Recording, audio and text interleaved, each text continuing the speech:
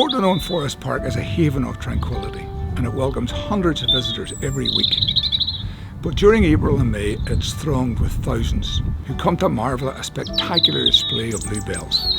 They turn the gravelly hills under the canopy of soft green beech leaves into a awe-inspiring unique panorama.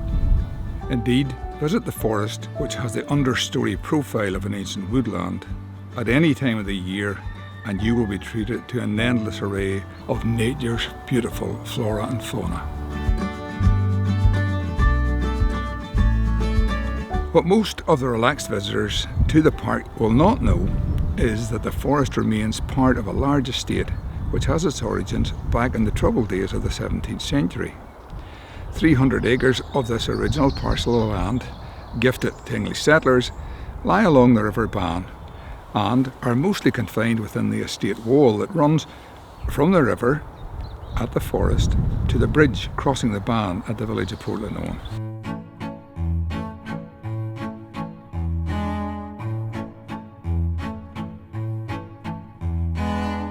The heart of the estate in the 1600s was a castle, situated behind the wall, close to where the main street of the village is today.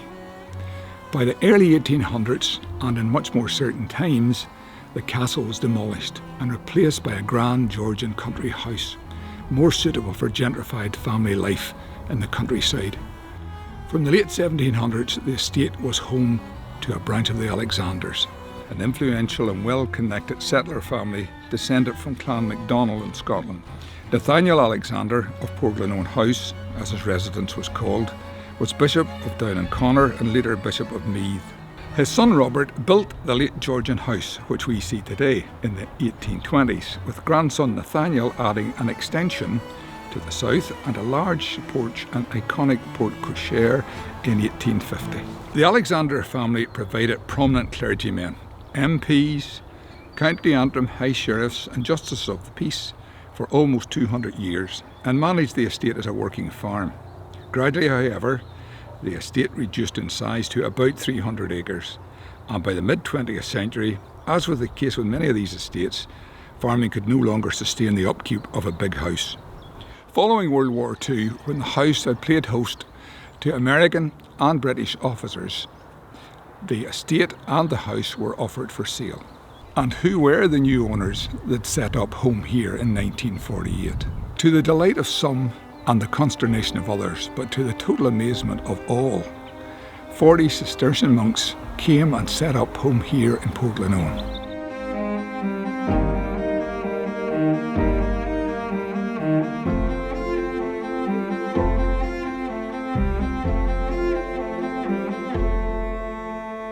Their aim was to set up the first new monastic house in Ireland since the reign of Henry VIII. In this predominantly Protestant Unionist locality, the notion that these monks would make their home in the big house seemed almost beyond comprehension. For everyone, Catholics included, the idea of having a monastery established in the village was just not a concept that had been imagined. And to say there was a deal of uncertainty, if not trepidation, not least for the monks, is an understatement. That the grumbling and ominous mutterings came to nothing should not really have surprised anyone.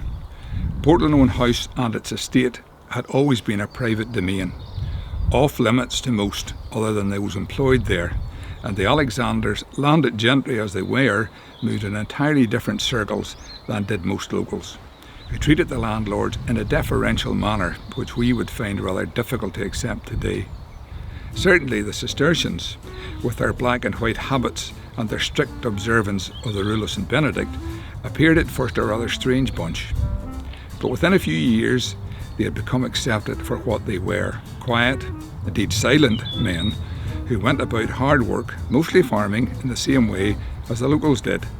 Those who ventured up to the big house, which was home for the monks until the new monastery was built in the 1960s, found nothing but a friendly welcome and a listening ear. As years passed, many from both sides of the local community found employment in the many diverse and innovative activities that were required to keep the two listed monastic buildings and the estate functioning. In their long tradition as farmers, the Cistercians have been renowned for pioneering work with both animals and farm techniques.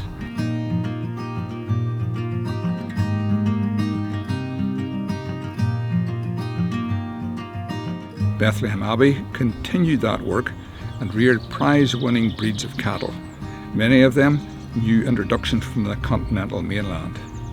The modern ideas of diversification using farm byproducts was routine in the monastery farmyard more than 40 years ago. Hot water, gas, fertiliser and compost were commercially important creations from a team of well-informed and inventive brothers. Others from this devout brotherhood felled their own timber, built their own sawmill and seasoning kiln and produced high-quality timber, which they turned into the pews for the new church. Listed buildings are high maintenance, and every possible revenue stream was investigated. A bookshop, gift shop, printing press and a cafe were all established to ensure that upkeep could be paid for, and that the monks could, as is expected by the rule of St. Benedict, fill their days with productive physical labour as well as a prayerful devotion. For the newly arrived brotherhood, Portglenone House would be their monastic home for the next 20 years, with a temporary chapel built to accommodate what is described by the Cistercians, also referred to as the Trappists, as the liturgy of the hours, or divine office, a practice where the monks gather 7 times a day to chant prayers and listen prayerfully to the Word of God. When the new monastery building was opened, the Georgian house became known as a guest house, where interaction with the outside world could be carried on without any intrusion into the monks' liturgical day.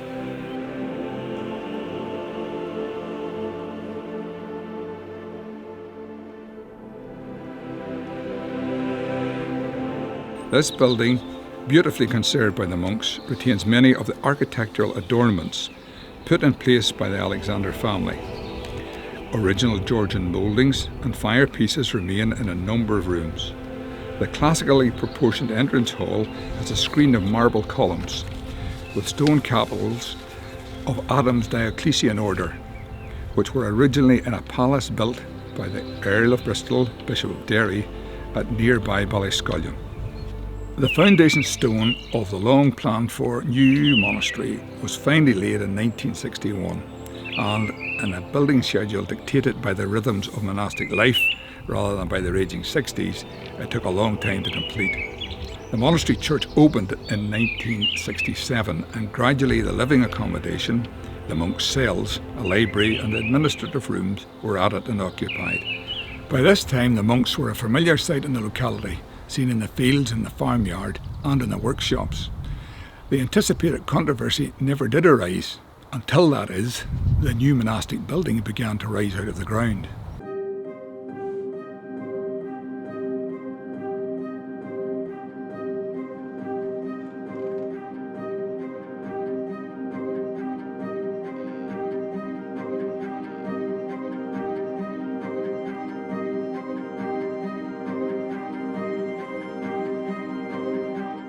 The Irish architect opted for an age-old layout, with the main elements set around a traditional rectangular cloister.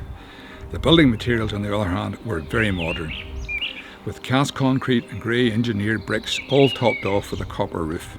This brutalist style, as it was called, was not everyone's cup of tea, but if its intention was to reflect the severe and unrelenting lifestyle of the Cistercians, then it deserved its numerous awards and listed building status.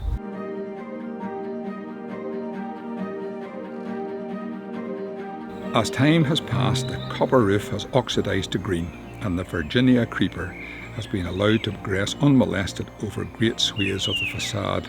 Opinions and the general appearance of the entire structure has softened.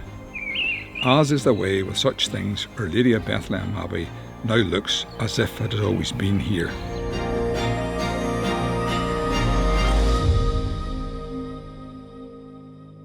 Recent decades have seen the number of young monks decline, but some recruits still arrive, and they can come from anywhere in the world.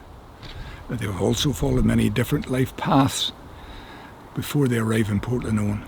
Many elderly brothers still remain, but they are joined by men from Europe and Africa. Father Charles is a good example. And he says, I come from Uganda in East Africa, and I came to Portglenone 18 years ago, and I'm very happy here to be part of this community. As well as my monastic life, I am also Secretary General of the Ugandan community in Northern Ireland. Having spent more than 70 years here in Portglenone and become part of the fabric of village life, it is interesting to note that the residents of the monastery, like the gentry that preceded them, are now treated with deference.